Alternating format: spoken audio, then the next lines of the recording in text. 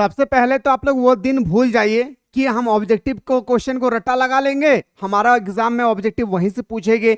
हम सब्जेक्टिव के क्वेश्चन को रट्टा लगा लेंगे, हमारा सारा सब्जेक्टिव का क्वेश्चन वहीं से पूछेगी। वो जमाना बिल्कुल भूल जाइए। अब आप लोग का जैकबोर्ड नहीं रहा। यकीन नहीं होता है तो पिछले 2 साल का पेपर उठा करके देख लीजिएगा, हिंदी का हो, इंग्लिश का हो, किसी भी सब्जेक्ट का पेपर उठा करके देख लेंगे, सारा का सारा सीबीएसई पैटर्न पर आप लोग को अपडेट कर रहा है। तो धीरे धीरे आप लोगों को भी अपडेट होना होगा। और एग्जाम में क्या होता है ना, स्टूडेंट्स क्या करते हैं, एग्जाम से 1-2 महीना पहले जो गेस्ट पेपर आती है, शर्मा वर्मा या जो भी है, वो गेस्ट पेपर आते हैं, स्टूडेंट्स सोचते हैं कि सर हम 1 महीना पहले 2 महीना पहले गेस्ट पेपर खरीद लेंगे और हम पढ़ लेंगे, पास हो जाएंगे। वो जमाना बिल्कुल भूल जाइए, वो जमाना को याद मत कीजिए।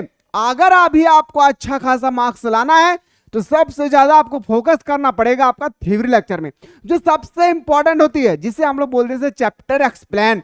ये चैप्टर एक्सप्लेन जब आपको पूरा माइंड में पूरी बेहतर तरीके से सेटअप हो जाएगी ना, उसके बाद अगर आपसे ऑब्जेक्टिव पूछे तो इजिली से ऑब्जेक्टिव बना सकते हैं, सब्जेक्टिव पूछे तो सब्जेक्टिव को भी इजी से कर सकते हैं। तो फाइनली आज हमारा पहला डेमो स्टार्ट हो रही है हिंदी इलेक्टिव का, चैप्टर नंबर 1 का। बहुत ही इंपॉर्टेंट सब्जेक्ट है। आप सभी को पता होना चाहिए कि पिछले सालों में मेरे दोस्तों इंग्लिश और हिंदी का पेपर में काफी ज्यादा चेंजेस किए गए हैं, और जिस तरह से चेंजेस किए गए हैं आप लोगों की एग्जाम में भी इसी तरह से चेंजेस वाली क्वेश्चन आएगी। डरने की कोई आवश्यकता नहीं है, बस याद रखेंगे ये जो पहला डेमो है आपको यूट्यूब पे मिलेगी। बाकी जो भी हमारे क्लासेस होगी, सारा क्लास चलेगी हमारे एप्लीकेशन पे। यानी जो भी स्टूडेंट्स अभी तक हमारे ऑनलाइन क्लास को ज्वाइन नहीं किए हैं तो अभी डाउनलोड करें प्ले स्टोर से मिसाइल क्लासेस के एप्लीकेशन को। डाउनलोड करने के बाद आपको सबसे पहला मिलेगा धमाका ऑफर, जहां पे 999 रुपया का कोर्स आपको ओनली फॉर मिल रहा है 399 रुपया में। याद रखेंगे, जहां पे आपको 999 के जगह में आपको मिल रहा है 399 रुपीज में। एक बार आपको पे करना है 399 रुपया, और पूरे साल भर आपको सुबह शाम रगड़ की इसमें आप लोगों को तैयारी कराई जा रही है। अभी जस्ट 1-2 दिन में आप लोगों का जो है न्यू बैच स्टार्ट हुई है, ज्यादा दिन नहीं हुआ है। चाहे तो आप जल्दी से कोर्स को ज्वाइन करके लाइव क्लासेस का जो भी आपका सब्जेक्ट है, सारी सब्जेक्ट का बेहतर तरीके से आप क्लास कर सकते हैं। ओके, तो यह है सर हमारा यहाँ पे आप लोगों का जो ऑनलाइन कोर्स है वो आप इजीली से देख सकते हैं। साथ ही साथ डिस्क्रिप्शन बॉक्स में एक आप लोग का व्हाट्सएप ग्रुप बनाया गया, व्हाट्सएप ग्रुप को बिल्कुल आप लोग ज्वाइन कर लीजिएगा। पहला चैप्टर का नाम है हम लोग का देवसेना का गीत। याद रखिएगा, इस चैप्टर से रिलेटेड ऑब्जेक्टिव पूछा जाता है, सब्जेक्टिव पूछा जाता है, सारा चीज एकदम वन लाइनर क्वेश्चन भी पूछा जाता है। ये चैप्टर हिंदी इलेक्टिव का पहला चैप्टर है, और इस चैप्टर से रिलेटेड आपके पेपर में 7 मार्क्स का क्वेश्चन आएगा। कितना मेरे शेरनियों? 7 मार्क्स का। याद रखिएगा, 7 मार्क्स का क्वेश्चन आएगी। तो उसके लिए पहले आपको तैयार होना है, और साथ ही साथ आपको तो यह भी पता होना चाहिए कि यह क्वेश्चन हमारे एग्जाम में जो क्वेश्चन आएगी वो क्वेश्चन कहां से आएगी, यह भी आपको पता होना चाहिए। यही तो खासियत है मिसाइल क्लासेस के प्लेटफॉर्म का, जो एग्जाम से पहले सारा क्वेश्चन आप लोगों को क्रैश कोर्स में बता दिया करता है। चलिए सर, देवसेना का गीत है, चैप्टर नंबर 1 है, इसका एक्सप्लेन करेंगे पहला वीडियो में। इसके बाद हम लोग जो अगला वीडियो देखेंगे उसमें आप लोगों को बताऊंगा मेरे प्यारे ऑब्जेक्टिव क्वेश्चन, यानी 2010 से लेकर 2024 तक जितना भी ऑब्जेक्टिव क्वेश्चन पूछे गए हैं इस चैप्टर से रिलेटेड सारा क्वेश्चन हमारी यूनिवर्सिटी के टीचर्स ने हमें प्रोवाइड कर दिया है, चैप्टर वाइज अरेंज करके वो मैं बताने की कोशिश करूंगा। तो याद रखिएगा सबसे पहला कि इस चैप्टर में जो देवसेना का गीत है इसमें आप लोग का 2 गीत होगी, एक होगा कार्नेलिया का गीत, एक होगा सर देवसेना का गीत। तो मैं अलग अलग आप लोगों को एक्सप्लेन करने की कोशिश करूंगा। वीडियो पर बने रहें, चैनल पर नए आए तो चैनल को सब्सक्राइब करके बेल आइकन को प्रेस करें। तो देखिए, जयशंकर प्रसाद इसका राइटर है। अब हमारा क्लास स्टार्ट होती है, ध्यान से सुनना है।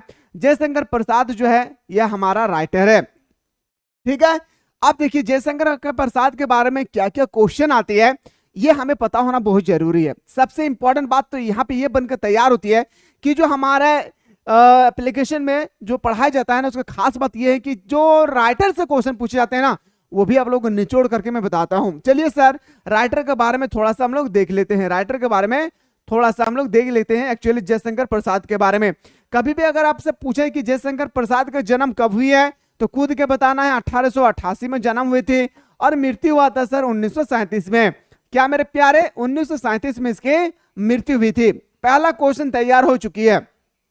दूसरा क्वेश्चन ये कहाँ है सर, इसकी जन्म कहाँ पे हुई थी, तो बताएंगे सर जयशंकर प्रसाद का जन्म काशी में हुआ था। क्या मेरे शेर शेरनियों, जयशंकर प्रसाद जो है उसका जन्म हुई थी काशी में। वे विद्यालय शिक्षा केवल 8वीं कक्षा तक प्राप्त किए थे। वह कौन सा लेखक है जो ओनली फॉर 8वीं कक्षा तक पढ़ाई किए थे। आपका अंदर में ये नॉलेज होना चाहिए, जयशंकर प्रसाद। ये क्वेश्चन पूछा गया था, याद रखिएगा, 2023 का क्वेश्चन है। इतना डीप क्वेश्चन पूछा जाता है, ठीक है। तो पहला क्वेश्चन, कब जन्म हुई थी, कब मृत्यु हुआ, कहां जन्म हुई थी, काशी में, कितने तक इन्होंने शिक्षा प्राप्त किए थे, तो बताएंगे सर 8वीं तक। पहला याद रखिएगा मेरे प्यारे, क्वेश्चन आता है कि जयशंकर प्रसाद जी का 2 नाटक के नाम लिखे। जयशंकर प्रसाद जी का 2 नाटक का नाम अगर आप लोगों से, हमसे, सभी से अगर पूछा जाएगा मेरे प्यारे, तो याद रखिएगा, अजात शत्रु पहला, स्कंद गुप्त दूसरा, चंद्रगुप्त तीसरा। इनमें से आपको याद रखना है, 2 लिखना है। एग्जाम में तो आपको 2 ही लिखने के लिए आएंगे, लेकिन कम से कम आप 3 याद रख लेंगे, कहीं अगर एक भूल जाए तो एक रिकवर हो जाएगी, है ना। उपन्यास के बारे में अगर आपसे पूछे कि उपन्यास क्या क्या लिखा है, तो उपन्यास में तितली याद रखना है, एक ही तितली याद रखना है, एक कंकाल याद रखना है, बस 2 चीज याद रखना है, ठीक ना। अगर आप आते हैं सर कहानी में आते हैं सर, छाया एक याद रखिएगा, प्रतिध्वनि एक याद रखना है, और आंधी एक याद रखना है।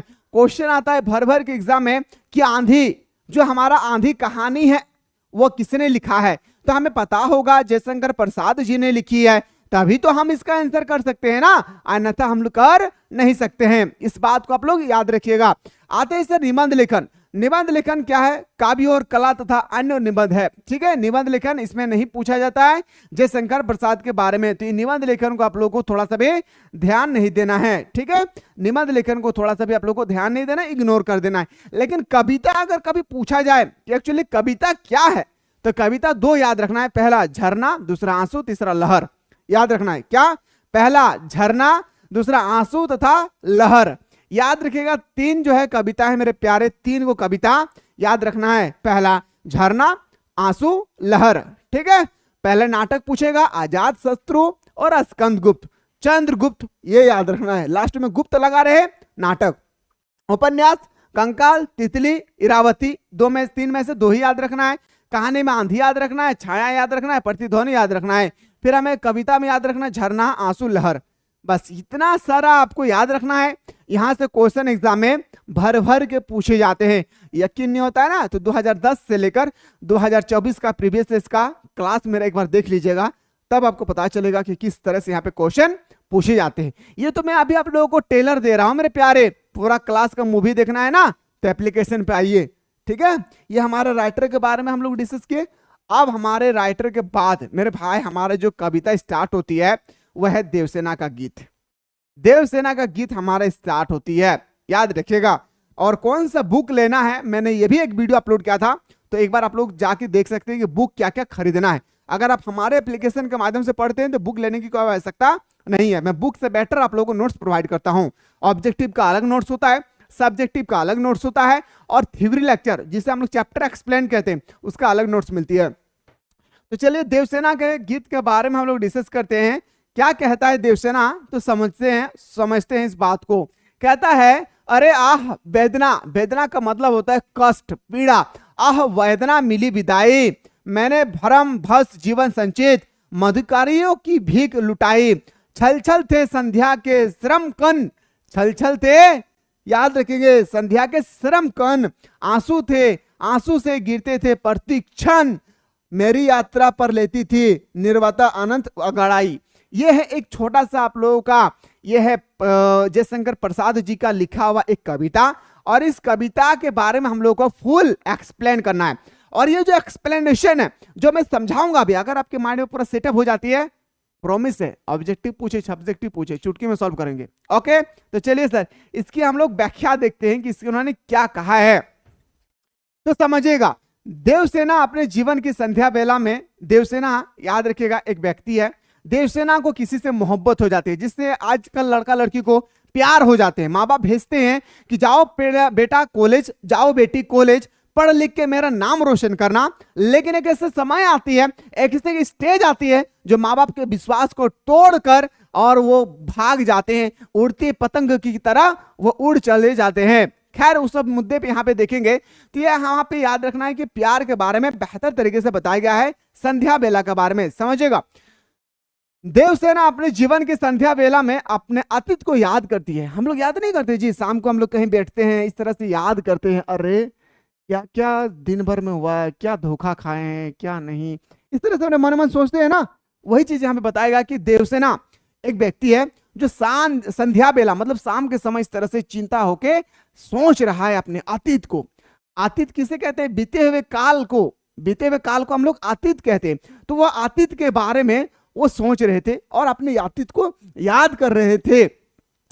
अतीत के स्मरण से उसके मन में एक वेदना हुक से उठे और उसके मन में एक ऐसा कष्ट हो उठा। वह अतीत को जब याद कर रहे थे, याद करते करते उसके मन में एक वेदना उठी, अतीत की एक वेदना उठ गई है। वह अनुभव करती है कि उसे जीवन में वेदना के अतिरिक्त अन्य कुछ नहीं मिला है। और देवसेना कहते हैं कि आज से पहले मेरी जिंदगी में मुझे दुख के सिवा और कुछ नहीं मिला है, मुझे कभी भी सुख नहीं मिला है। मैं पूरी जिंदगी दुखों से भरी हुई हूं। लगता है मुझे भगवान ने पूरी दुनिया के संसार के सारे दुख को ही मेरे अंदर में ढाल दिया है, जिस कारण से पूरी जिंदगी मुझे दुखों से ही भरी हुई मिली है। आगे कहता है कि अपने यौवन काल में वह स्कंदगुप्त का प्रेम पाने में विफल रही। और यहाँ पे एक लड़का है मेरे प्यारे, यह देवसेना की लड़की है, ठीक है। और स्कंदगुप्त जो है मेरे प्यारे एक लड़का है। स्कंदगुप्त क्या है? एक लड़का है, लड़का। अब क्या होता है समझेगा, अपने यौवन काल में वह स्कंदगुप्त का प्रेम पाने में विफल रही। अब बोल रहा है कि मैं स्कंदगुप्त से बहुत मोहब्बत करती थी। कौन? देवसेना। लड़की कहती है एक लड़का का जिसका नाम है स्कंदगुप्त, वह कहता है कि मैं बहुत प्यार करता था, लेकिन इस प्यार का मुझे सफल परिणाम नहीं मिली है। आगे बढ़ते हैं सर। स्कंदगुप्त का प्रेम पाने में विफल रही। वह अनुभव करती है कि उसने अपने श्रम बल से जीवन में संचित पूंजी को भी नहीं बचा पाई। और कहते हैं कि हमें इतना दुख हमारे जीवन में आई। कौन कहता है? लड़की। किसका नाम है? देवसेना। इतना डूब चुकी थी अपने दुख में, अपने कष्ट में, अपने पीड़ा में। कहती है एक समय में याद करती है और कहती है कि हमारे जीवन में जो भी हमारे पास पूंजी थी वो भी पूरी तरह से समाप्त हो गई है और मैं आज 1 रुपया भी बचा नहीं पाया हूं। ओके सर, यह उसके जीवन की एक विचित्र विडंबना है। हृदय में मचलने वाली कल्पनाओं को सो जाने के लिए कहती है और इस तरह से कहता है, अरे दुखी है ना, सो जाओ, दुखी है ना, सुख हो जाएगा, सो जाओ। इस तरह से अपने मन को वह तसल्ली देते हैं। कौन? देवसेना। वह लड़की है, ठीक है। आगे कहता है कि वह विश्वसता भरे शब्दों में अपने जीवन में भावी सुखी आशाओं आकांक्षाओं से विदा लेती है। जो भी सुख है, आशाएं हैं, जो हम लोग बोलते हैं ना आशाएं हैं, मैं लव किसी से कर रहा हूं, वो मुझे नहीं कर रहा है, लेकिन मुझे पूरा आशा है, पूरा उम्मीद है कि एक दिन वो मुझसे प्यार करेगा। तो इसी तरह से वो आशाएं, जो हमारे सुख है, आकांक्षाएं हैं, वो पूरी तरह से वो कहा कि ये सब बिल्कुल मैं विदा दे देती हूँ। वह अनुभव करती है कि उसका यौवन काल भ्रम की स्थिति में ही बीत गई है। भ्रम की स्थिति मतलब क्या होता है मेरे प्यारे?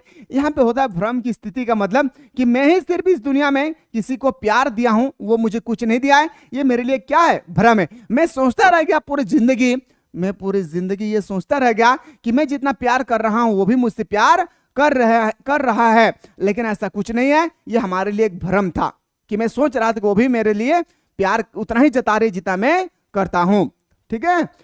अब वह मानती है कि उसके अपने जीवन में संचित कुछ मधुकारियों की भांति दूसरे पर लुटा दिया है।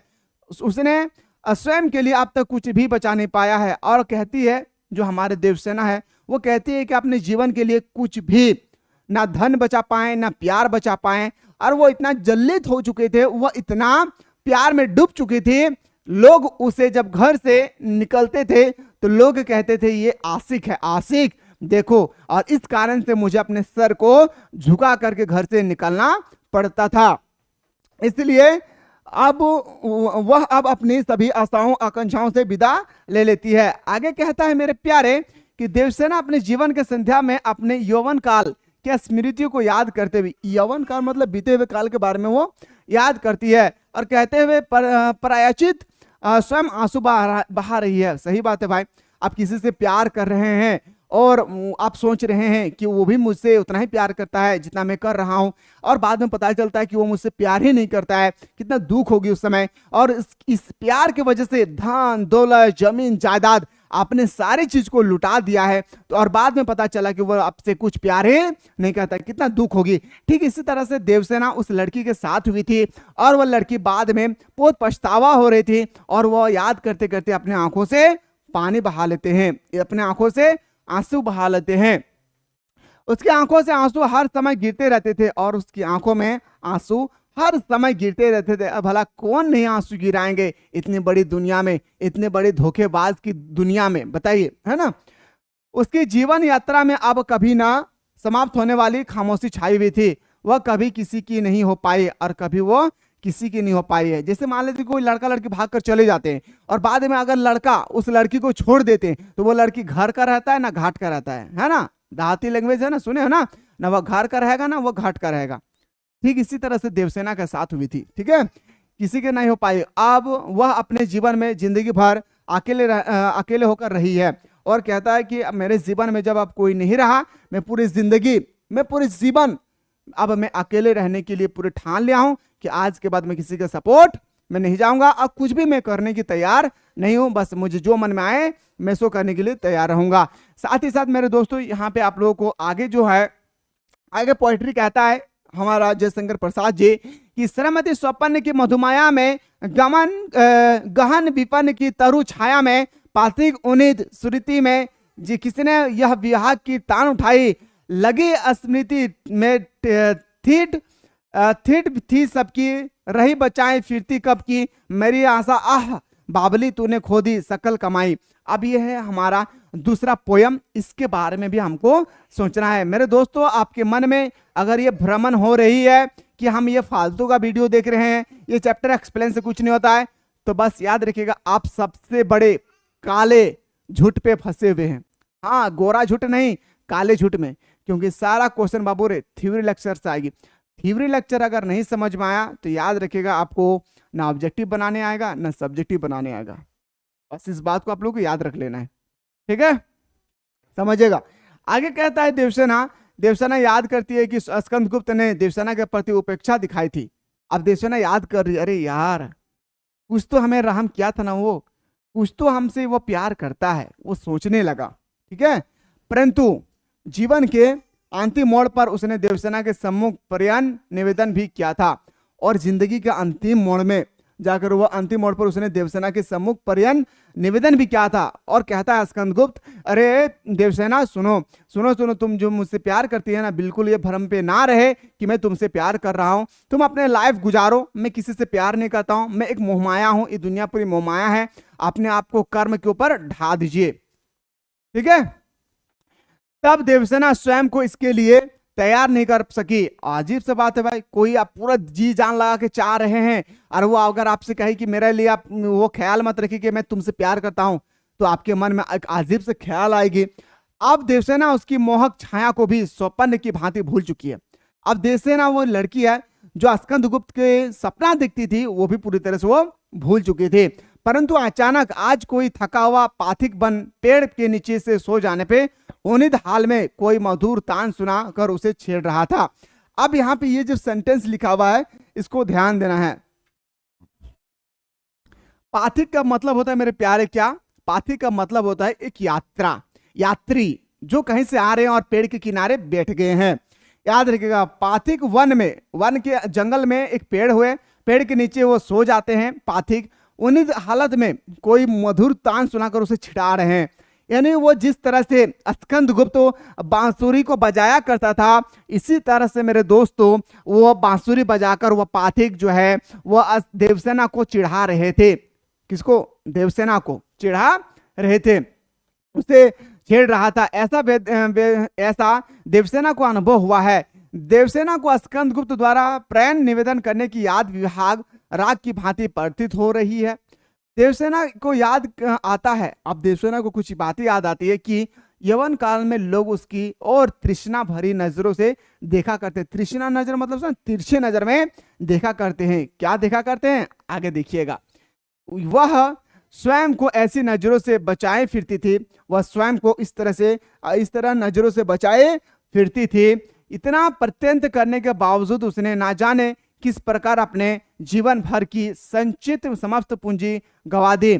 यह उसके जीवन की ही विडंबना है और यही विडंबना उसकी वेदना का मूल्य भी है। और ये जो आज देवसेना के अंदर में ये जो दर्द, ये जो कष्ट, ये जो पीड़ा आई है, कवि कहते हैं जयशंकर प्रसाद जी, ये सिर्फ और सिर्फ उन्हीं का कारण है। ये दूसरे का ब्लेम नहीं कर सकते, दूसरे को वो दोषी नहीं ठहरा सकते हैं। इसका सारा का सारा गलती वो खुद है, वह स्वयं है इसकी गलती का कारण। ठीक है, ये कहता है देवसेना, जो हमारे टॉपिक है मेरे भाई, याद रखिएगा, जयशंकर प्रसाद जी। चढ़कर मेरे जीवन रथ पर प्रलय चल रहा अपने पथ पर, मैंने निर्जो दुर्लभ पद बल पर उसे हरी होड़ लगाई, लौटा लो यह अपने साथ थाली, मेरे करुण हा हा खाती विश्व ना संभाले यह मुझे उसके मन की लाज गवाई। आगे कहता है क्या समझेगा, देवसेना कहती है कि प्रलय स्वयं मेरे जीवन रथ पर सवार है, उसके जीवन मार्ग पर भावनाओं और वेदनाओं की आंधी चल रही है। बिल्कुल भावनाएं और वेदनाएं का आंधी चल रही है उसके जीवन में। देवसेना अतीत को याद करके द्वंद्वात्मक स्थिति में देवसेना स्वयं को कमजोर जानते हुए भी इन कष्टों बाधाओं से संघर्ष करती रही। बहुत इंपॉर्टेंट ये सेंटेंस, यहीं से क्वेश्चन आता है कि जो देवसेना है ना, वो अपने आप को बहुत कमजोर समझती थी, बहुत कमजोर, पर इस कमजोर शरीर से वो इस तरह से संघर्ष किया अपने जीवन में। वही चीज कह रहा था कि देवसेना अतीत को याद करते हुए द्वंद्वात्मक स्थिति में देवसेना स्वयं को कमजोर जानते हुए भी, वो जानता है, वो जानती है कि मैं एक कमजोर व्यक्ति हूं, जानते हुए भी इन कष्टों, बाधाओं और संघर्ष करती रही। देवसेना ने कमजोर होते हुए भी विषम परिस्थितियों से होड़ लगाए, और कहता है ना कि जिसके अंदर में मेरे दोस्तों जान नहीं होती है वही इतिहास रचता है। ठीक इसी के साथ देवसेना का एक एग्जाम्पल हम सभी के सामने है ना।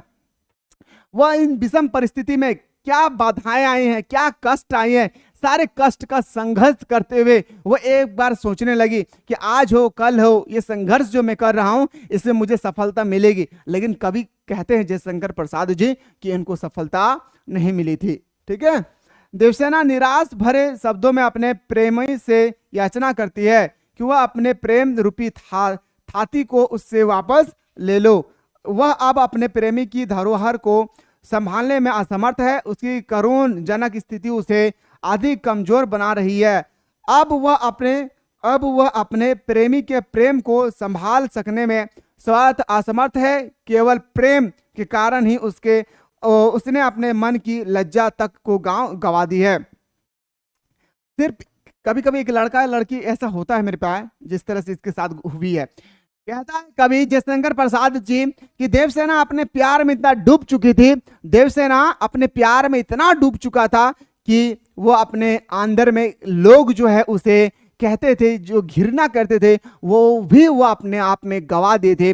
बस इसलिए उनको विश्वास था, वो आशाएं लगाई हुई थी कि मुझे आज हो कल हो 10 दिन बाद हो मुझे मेरे प्यार मिलेगी। पर स्कंद गुप्त आए और कहा देवसेना तुम वो ख्याल अपने दिल पे ना रखो, तुम अपने मन में वो ख्याल ना रखो कि मैं तुमसे प्यार करता हूं, तुम भूल जाओ, ये दुनिया मोहमाया है, अपने अपने कर्मों में डूब जाओ। ये कहा था, याद रखेंगे, स्कंद गुप्त जी ने, जो बहुत ही रोचक वाली कहानी है, जो हम सभी के लिए मेरे प्यारे एक कहानी बहुत ही मोटिवेट करती है कि जीवन में वो कभी किसी का नहीं हुआ जो एक दूसरे को लिए ढूंढता चला गया। तो याद रखिएगा, यह हमारा देवसेना के गीत समाप्त होती है।